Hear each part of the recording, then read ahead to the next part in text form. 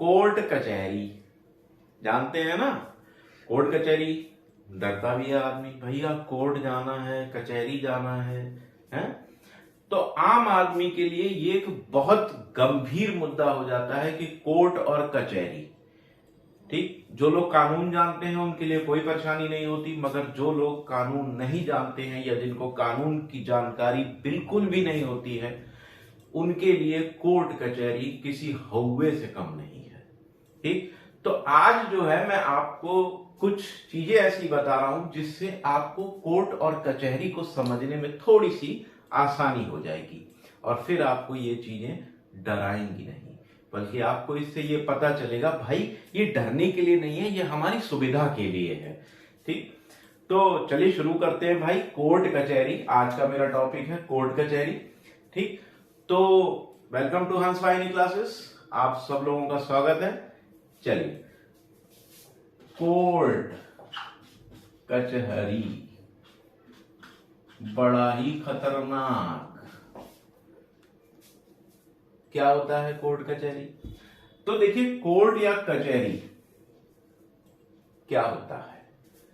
ये न्यायालय को कहा जाता है। किसको कहा जाता है? न्यायालय को कहा जाता है। अब न्यायालय कौन सा है, कौन सा न्यायालय नहीं है, मुझे कहां जाना चाहिए, कहां नहीं जाना चाहिए, ये सारी चीजें आप लोगों को परेशान करती हैं या कभी कभी सोचने पर मजबूर करती हैं कि कोर्ट क्या होता है, कचहरी क्या होता है। ठीक, तो ये एक साधारण से छात्र के लिए या एक ऐसे इंसान के लिए जो विधि का ज्ञान नहीं रखता है, जो कानून का ज्ञान नहीं रखता है, ये वीडियो उनके लिए है।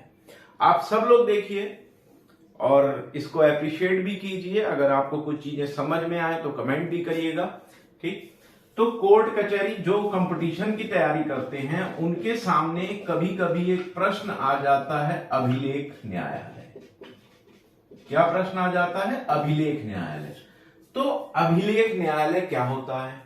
तो अभिलेख न्यायालय, पहली चीज, ऐसे न्यायालय को कहा जाता है जिसकी कार्यवाही लिखित होती है, यानी जो अपनी प्रोसीडिंग को लिखित रूप से अंजाम देता है। ठीक, लिखित।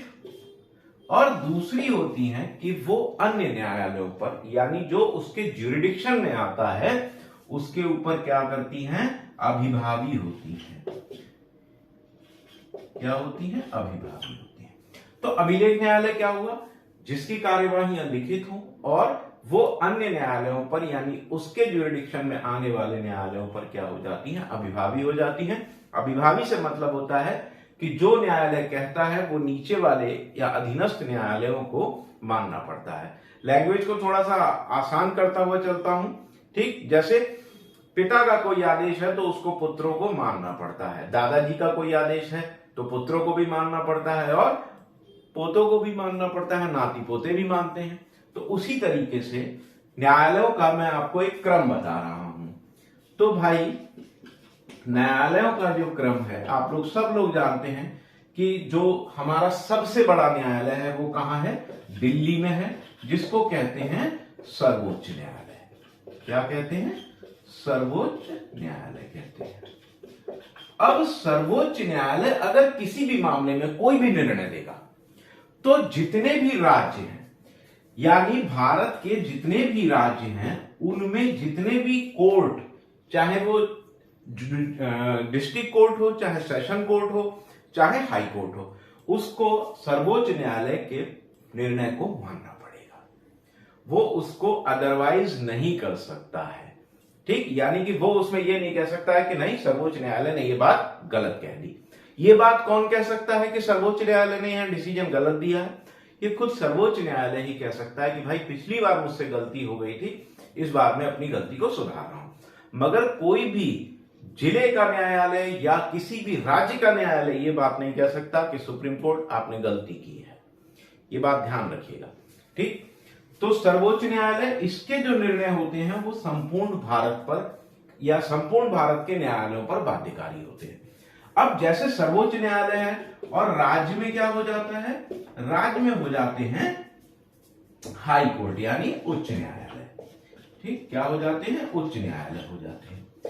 अब जिस भी राज्य का उच्च न्यायालय है, जैसे उत्तर प्रदेश का उच्च न्यायालय है इलाहाबाद में, तो उत्तर प्रदेश के जितने भी डिस्ट्रिक्ट और सेशन कोर्ट्स होंगे वो इस राज्य उच्च न्यायालय के डिसीजंस को मानेंगे। यही कहलाता है अभिलेख न्यायालय। ठीक है, यहां तक कोई दिक्कत नहीं है। चलिए, तो अभिलेख न्यायालय आपको समझ में आ गया कि अभिलेख न्यायालय क्या होता है। जब कार्यवाही लिखित होगी तभी तो दिखाओगे प्रूफ कि भैया देखो ये डिसीजन दिया है। आप कभी किसी वकील की लाइब्रेरी में जाके देखिएगा, किसी चैम्बर में जाके देखिएगा, वहां आपको बहुत मोटी मोटी किताबें दिखाई देती हैं। तो वो किताबें, उनमें वो कानून या वो राज्य के जजमेंट होते हैं जो उनके लिए बहुत इंपॉर्टेंट होते हैं, या जो एक रास्ता या एक मार्ग बता देते हैं। तो अभिलेख न्यायालय क्या न्यायालय हो गया भाई?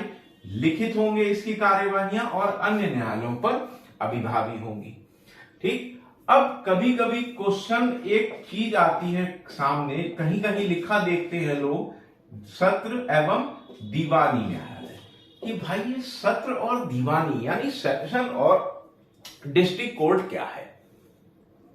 कंफ्यूजन होता होगा कि ये सेशन कोर्ट क्या है, डिस्ट्रिक्ट कोर्ट क्या है।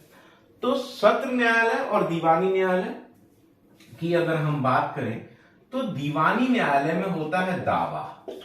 क्या होता है? दावा होता है। और सत्र न्यायालय में क्या होता है? सत्र न्यायालय में होता है आरोप। ठीक, जैसे मेरे पास कोई जमीन है, तो मेरी जमीन पर किसी ने कब्जा कर लिया। अब जब मेरी जमीन पर किसी ने कब्जा कर लिया और मैं पहुंचा वहां पर, मैंने कहा भाई ये जमीन मेरी है, वो अपने कागज दिखा दे कि नहीं ये जमीन तो मेरी है, तो मुझे क्या करना होगा? मुझे उसके लिए अब कानूनी लड़ाई लड़नी पड़ेगी। तो कानूनी लड़ाई अब मैं दो तरीके से लड़ सकता हूं, या तो दावा पेश करूं, अपने कागज दिखाऊं, ठीक, या फिर भैया तुरंत ही फोड़ डालूं उसको, ठीक, और कहां पहुंच जाऊं? सत्र न्यायालय में। तो अगर मैं सीधी तरीके से बात उसको समझाने का प्रयास करूंगा तो मैं कहां आऊंगा? दीवानी न्यायालय में। और अगर उसके हाथ पैर तोड़ के पहुंचूंगा तो कहां पहुंचूंगा? सत्र न्यायालय में। ठीक, यानी ऐसे मामले जहां पर आप दावा पेश करते हैं कि ये चीज मेरी है, वो हो जाता है दीवानी न्यायालय। और यहां जहां आरोप प्रत्यारोप का सिलसिला चलता है वो कहलाता है सत्र न्यायालय। ठीक है, एक ही चीज है, दोनों बातें एक ही हैं, मगर क्योंकि वो अलग अलग है, मतलब बात की समीक्षा अलग अलग है कि भाई क्या होने जा रहा है, तो वहां पर ये चीजें अलग अलग हो जाती हैं। ठीक है, इतनी बात समझ में आ गई आप लोगों को? चलिए,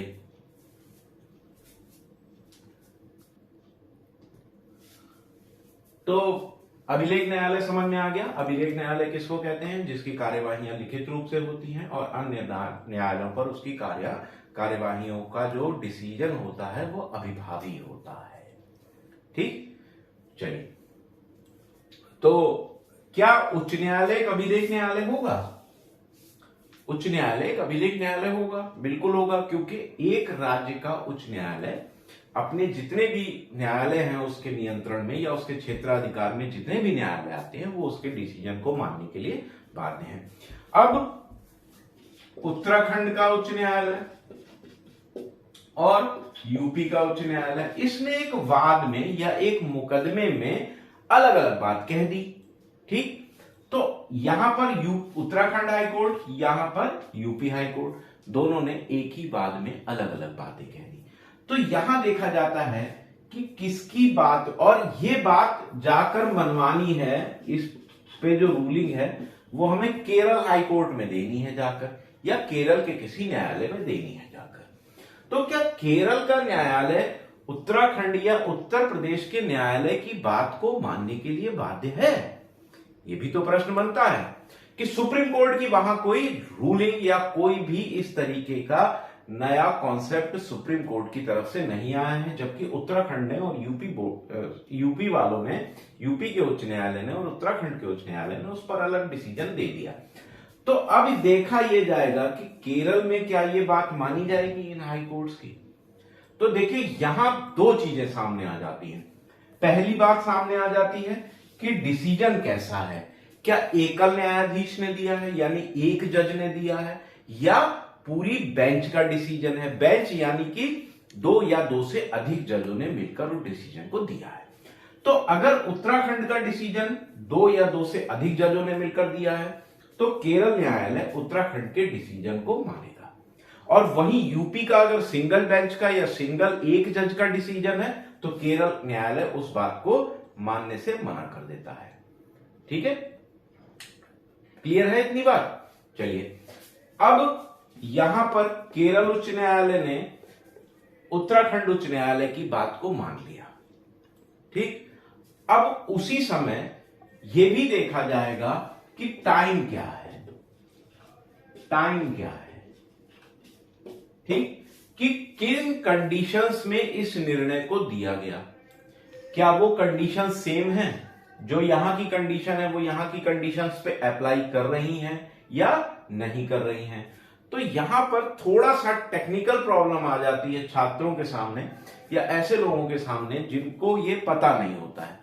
तो हम इसके बारे में यहां पर कोई भी चर्चा नहीं करेंगे। हम सिर्फ इतना समझ के चलेंगे कि भाई जहां पर सिंगल यानी एक जने की बात है और जहां पर बहुत लोगों ने एक बात को माना है तो जो बहुत लोगों की बात है वो ही मानी जाएगी। एक आदमी की बात को वैल्यू नहीं दी जाएगी। हां, सुप्रीम कोर्ट का अगर सिंगल बेंच का यानी एक जज का भी डिसीजन है तो वो इन सबों के ऊपर अभिभावी हो जाएगा और सर्वोच्च न्यायालय की बात को ये मानने के लिए बाध्य हो जाएगा। ठीक, ओके। चलिए, अच्छा, आप लोग गाड़ी उड़ी चलाते हो तो आप लोगों को थोड़ा डर लगता है, पुलिस वाले खड़े हैं, चेकिंग हो रही है, पकड़ तो नहीं लेंगे कहीं। तो ये सारी चीजों के ऊपर भी मैं कॉन्सेप्ट आपको बताऊंगा। तो भाई देखो, सत्र न्यायालय, कोर्ट कचहरी ये आपकी सुविधा के लिए हैं। ठीक, इनको डराना या इनसे डरना कोई जब तक आपने कोई गलत काम नहीं किया है, जब तक आपने कोई भी अपराध नहीं किया है, इन सबों से आपको डरने की आवश्यकता नहीं है, बल्कि ये आपके सहयोग के लिए है। मगर हां, मानना पड़ेगा। नहीं मानेंगे इनकी बात तो आप हो जाओगे अवमानना के दोषी। ठीक, फिर चाहे वो कोई भी हो। ठीक, तो आज की वीडियो के लिए इतना ही।